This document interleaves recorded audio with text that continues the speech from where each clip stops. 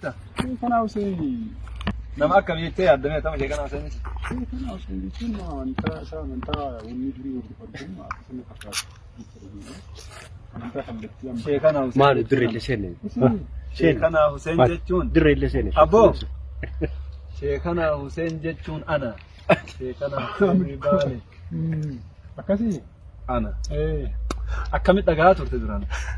Waan akkamitti himaa turan? Wanni akka waaqeffata tokkiin hin jiru akkasuma fakkaatu. Kasi maqaa na balleessa. Kun xara itti yaadanii diinni narratti hojjete. Akkasii. Ana sheekana Hussein. Takka dawaara nyaatte? Sheekana Hussein. Aywa. Sheekana Hussein. Sheekana Hussein kottu hin taasii godha. Kot. Sheekana Hussein dhageettee jirta?